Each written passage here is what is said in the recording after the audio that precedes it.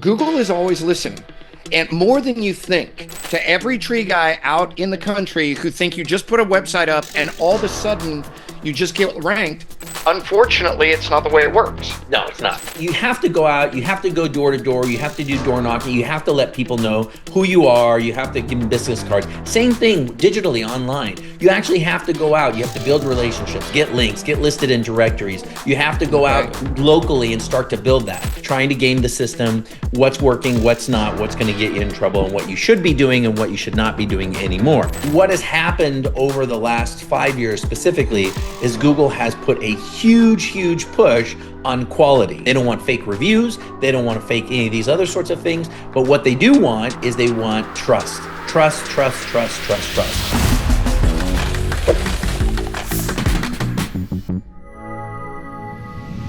Okay, guys, this is it. Video 2, our quality is going to be better. Guys, we're going to bring in a marketer that I personally use, you guys are going to appreciate, and we're going to go over one of my favorite subjects. Without further ado, guys, Julian, welcome. Well, thanks, Julian. Julian, welcome. Welcome is not my last name. Julian Awad is my last name. I didn't want to mispronounce Mark Russell. All right, let's get into it. I know everybody doesn't want to see us goofing around. Let's talk about trying to scam Google. Yeah, scamming Google. I dare not say the word because Google's always listening. Google is always listening, Mark. And everybody, why you're listening to this is because Julian is always listening. And Julian keeps me on my toes. Guys, in case you don't know, Julian, what's your company? Local Tree Service Marketing. And how do we know each other? We met actually at TCIA in 2023? 2022? 2 years ago when I was very frustrated with my SEO and I needed an SEO solution, and Julian came up to the booth and I said, oh, okay, let's go out to dinner, which rarely happens. I invited you out to dinner. Which rarely happens. We hit it off and Julian does a fabulous job. He wouldn't be here. And so he has kept me, guys, and this is the reason, this is one of my passion subjects, is a creative mind is always thinking how you can get more leads, right? Right. But you can't get too creative with Google. Why can't you get too creative, Julian? Well, I think it depends on whether you're talking about Mark Russell creative, if you're talking about Da Vinci creative. Listen, what has happened and by the way, that was a compliment. Didn't mean to be. Thank you. Okay. I accept. Thank you. So, I mean, listen, you know what people have been doing for the last 15 years is they've been looking for a way to game the system. And that's really what we're talking about today, is trying to game the system, what's working, what's not, what's going to get you in trouble, and what you should be doing and what you should not be doing anymore.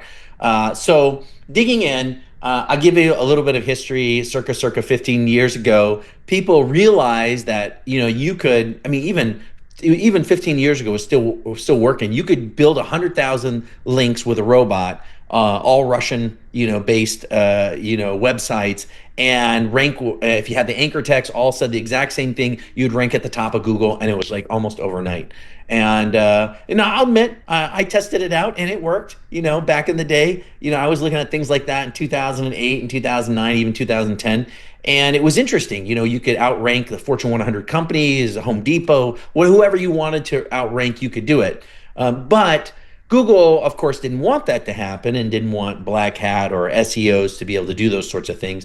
So they began to slowly, what they've done over the last 15 black hat? Oh, yeah, good point. A little bit of jargon there. So there's white hat and then there's black hat SEO. And supposedly black hat is doing stuff that is against Google's terms and conditions, which is basically everything.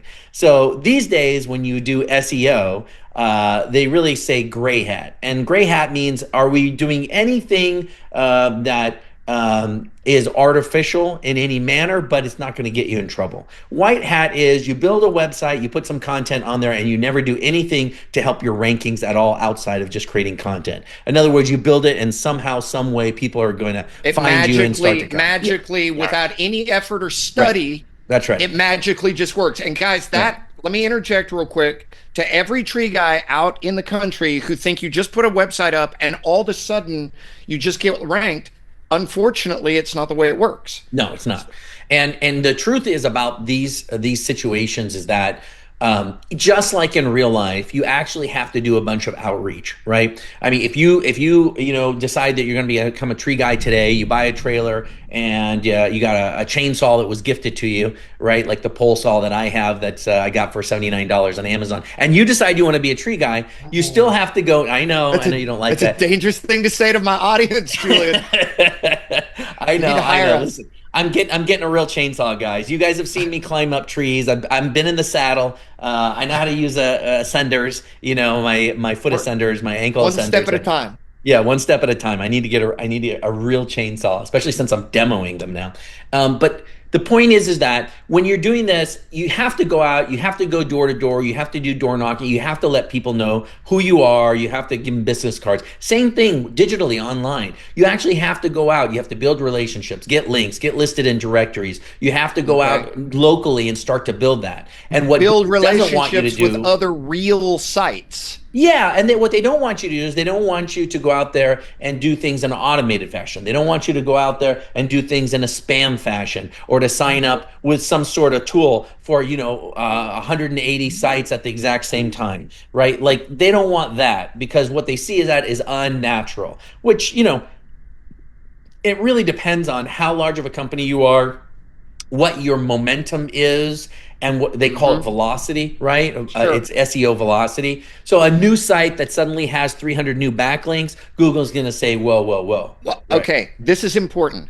Google, guys, here's the thing that I really want to Julian, with my company, put the brakes on, and the main focus and why we're even having this, we're going to go through about 6 examples here in a second. But from memory, the main thing Julian said to me is like sort of natural, play by their rules. I don't like playing by any, I like figuring out the exploits. But the problem is they're too smart. They are really smart. And we're going to go through, isn't that basically a synopsis? Play by their rules, right up to the edge, read their instructions, because what is that guy's name who is constantly citing, he works at Google and everybody follows him? He's the older guy. And do you know who I'm talking about? I'm sorry, who? Who is that guy who they always cite? He's at every conference and he says, okay, this is what we tweaked in the algorithm. This is what we're weighing. This is what we're not. Do you know who I'm talking about? Oh, you're talking about Google's SEO head? It's one of those guys. I don't know. There's an old guy. Okay, well, there's a guy named John Mueller, which a lot of folks. That's who I'm talking about. He works for Google, right? Yeah, he does. Yeah, and so he's always telling, like, I'll be every once in a while say, oh yeah, John Mueller's now saying you can do this, but you can't do this, and they're weighing that. So they give you instructions. Right. So the point is, guys, Julian is putting the reins on me, and so we're going to go over these examples here in just a second of why you should rein some things in, because you'll get stung. And go ahead, Julian. All right. Well, listen. What Mark's saying is, we have helped many a tree guy that we've started working with that has 8 suspended Google business profiles and comes to us and he's like, well, we're renaming our company, we're starting all over. And we kind of go through this and try to figure out what they're doing.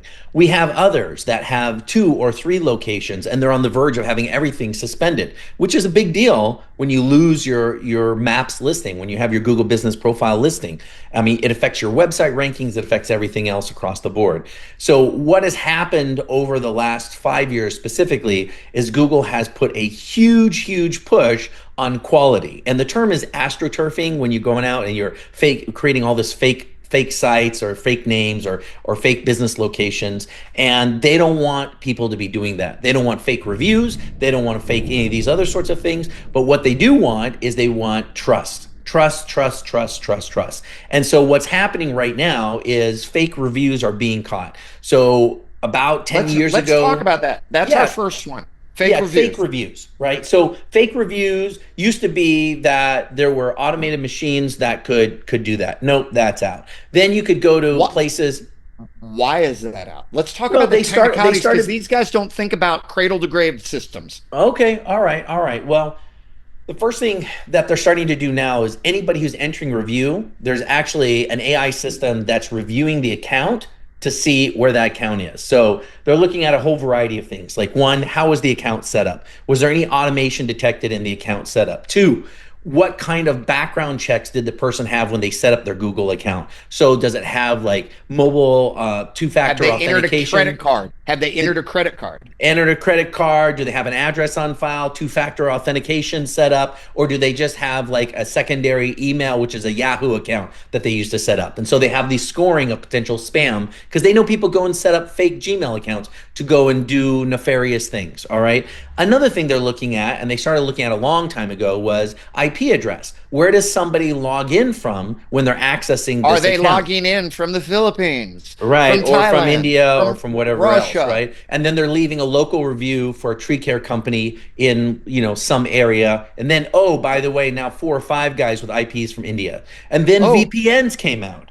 And so they started logging all the IP addresses for VPNs because people were trying to bypass that by using a VPN that says, hey, I'm actually in this United States city, and now I'm actually leaving a real local review. So now they have a list of all the VPN IPs and all the Tor IPs, and they're saying, okay, well, is it suspicious in that manner, blah, blah, blah. So they're beginning to get more sophisticated on tracking who is the user that's leaving the review, and they're doing it for a specific reason. Did you want to comment on that? They want quality, guys. Here's a few more.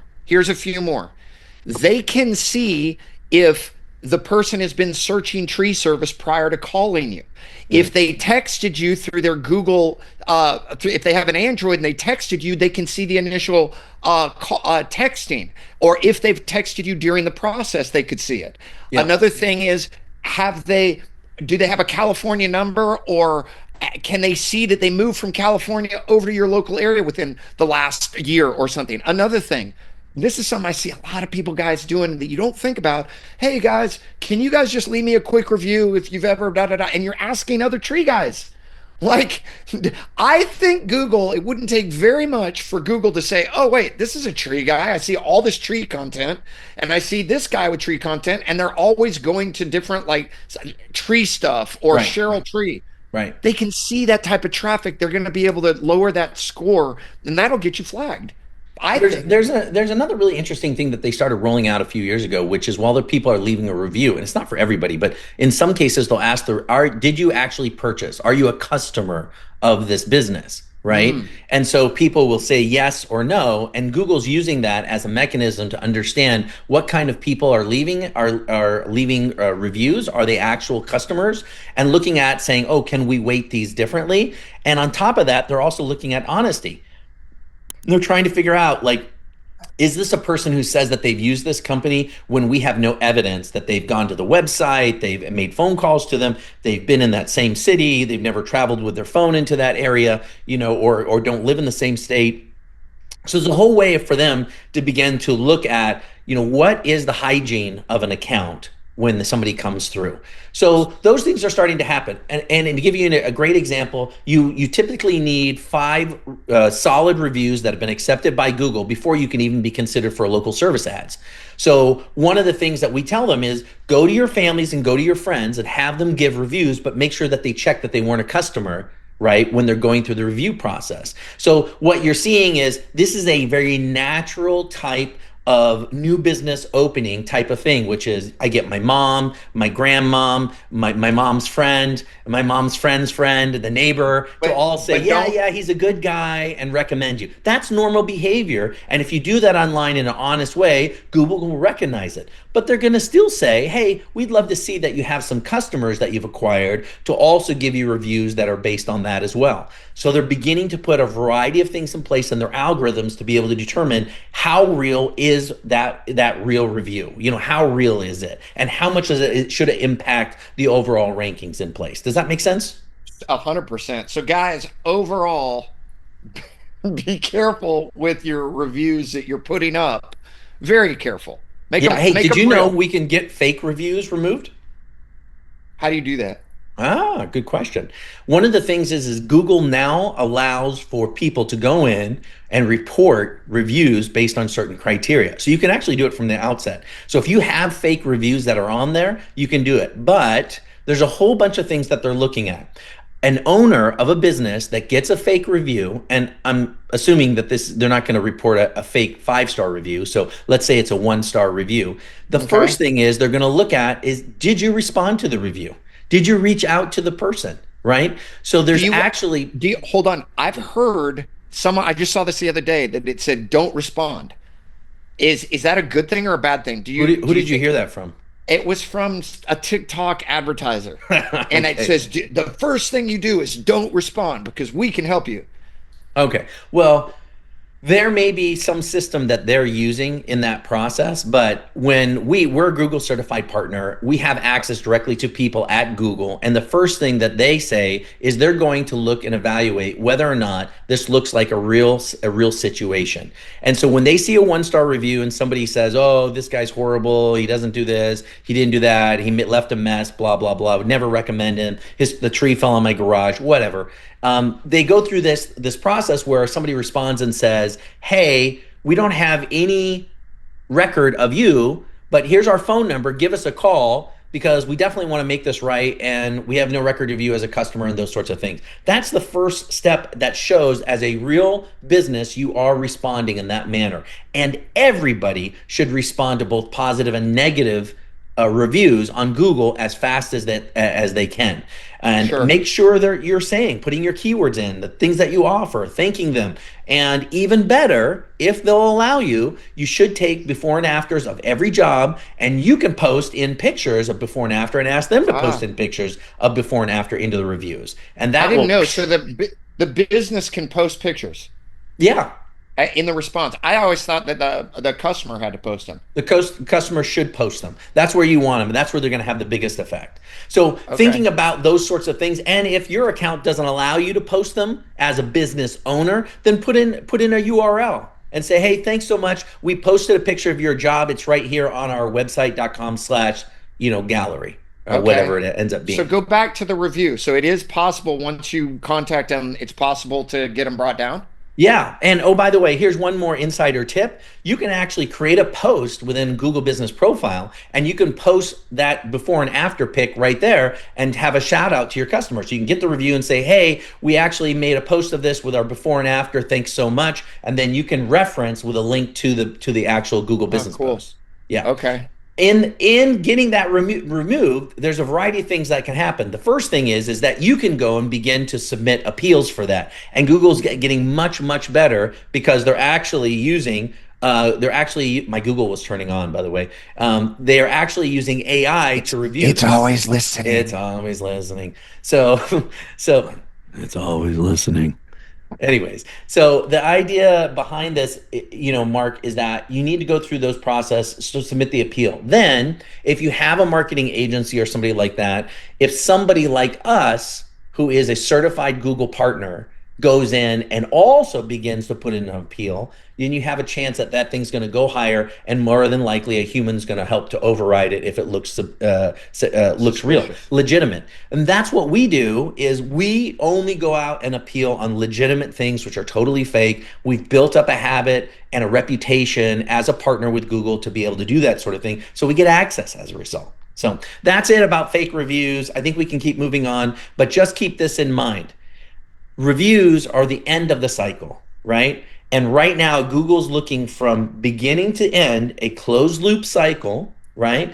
Google has a closed loop cycle. Did a person who did a search, who found you online, then make a call on their phone, who then ended up booking an estimate and then doing a job and then Yep. getting a review from you, all within the same period of time, because they can tell. They can tell if that same person who's leaving you a review also started with them and clicked on an ad or found your map listing and went you through. And when they see that closed loop cycle, boom, you start to get Then ranked. it's guys, and now that I'm looking, we're probably going to hit the rest on part 3, because I Oh don't think yeah. we can crack open another one, guys.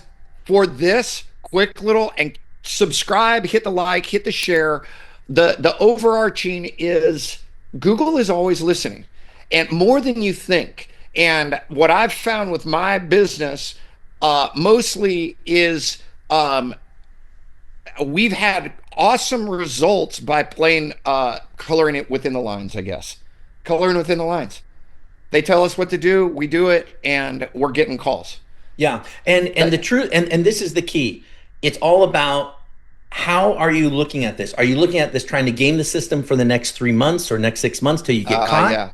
Or are we building a long-term set of systems that helps us excel at the current way that we're supposed to do it, so that we have favor that lasts for the long term? It's like base, building your base. If you build a nice wide base, lots of good quality, local, real, what did you call it before? Quality and trust, or what were the two words? Yeah, trust and authenticity. So they want transparency through the process. Yep. If it's real content in your real local area, one layer at a time, it's hard to knock that type of structure over. If you go straight up, it falls over. Julian, how can they get in touch with you? Oh, they can go to our website, localtreeservicemarketing.com, and we give free consultations. So anybody can sign up for a discovery call. We'll go through it. We even do free strategy calls for anyone that's legitimate, has a tree service, and is looking for, some good information to either have a second opinion on their marketing, or they don't have marketing, they're ready for growth. If you're ready to go to the next level, you're not quite at $1 million a year and you want to go over $1 million. If you're at 1 or 2 and you're trying to add another million, you want to do storm tracking, you want to get into the storms type of game, we have services for that. Any of those things, come to us, ask us. We'll give you free information and a consultation, and choose us or not. And if you don't choose us, we'll even help you find somebody better. I can attest. I chose Julian. He's helped a ton, and you guys know I know tech. Guys, I'll do a quick shout out. Check out Clarity Market. Claim Facts is en route, I think, next week. Julian, until next time, thank you. Sincerely appreciate your service and the information. Talk to you soon. All right, guys, y'all take it easy.